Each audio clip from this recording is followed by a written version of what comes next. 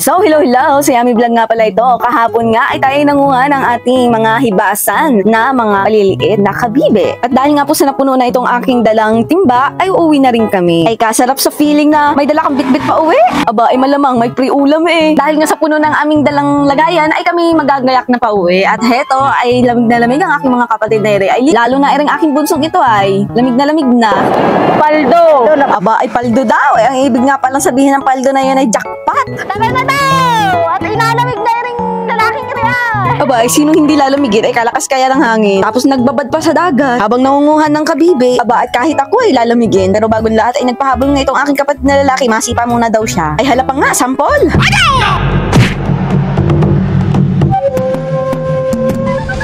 Aba, ay kung makatakboy parang sinaro to. Pero bago ang lahat, i-share ko muna itong moment ng baby kong nakasimangot. Aba, hindi maganda ang mood dahil hindi nga kasi siya nakapaglaro sa tubig, sa dagat. Kunot ang noon, sungit yorn. Ay, umulan baga naman kasi. Puno isang timba, kaldong kaldo. Dagdagan mo pa ng kalbo. What? May buhok na yan, di na kalbo yan.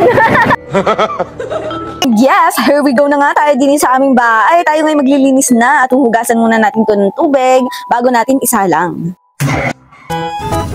Ay pagkatapos nga po pala natin itong pakuluin, ay ating hihimay-himayin naman, tatanggalin sa shell.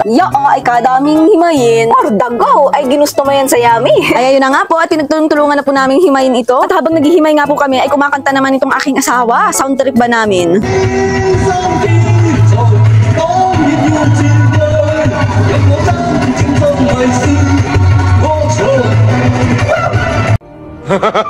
Aba, after nga namin tumahimay, ito naman ay aking hinugasan. Nakailang ulit nga ako maghugas din dahil nga sa daming ang buhangin. Aba, ay makakain na hindi masarap. Ayan, nagpabebe. Ay, hala na, ako'y magluluto muna. Di ko na papahabain. Ay, ako'y magluluto muna bago ang satsat. Ay, kadaming sinasabi. Ay, dahil nga sa gutom na nga ni. Ito nga, ako'y nagpapisa ng kalamansi sa aking kapatid. At nagayat na nga rin pala ako dito ng bawang sibuyas at luya. Aba, let's start to cook yarn.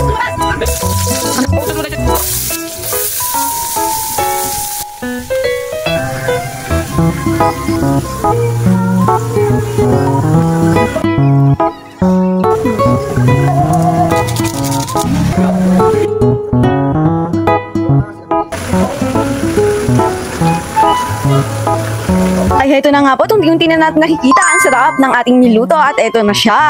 Ang luto nga pala nito ay sweet and spicy. So, paano ba yan? Titikman muna natin ito kung ano ba talagang lasa nila. Kung masarap ba talaga nga ni. Ay, for the tikim. Sarap yun. And yes, in fairness, masarap po siya at pasado sa lasa. Kaya paano ba yan? Kakain muna kami. At salamat sa mahabang panonood. Pero wag niyong kakalimutan mag-like and follow, share dito lang sa ating sa Yummy Vlog. Thank you for the watching. See ya!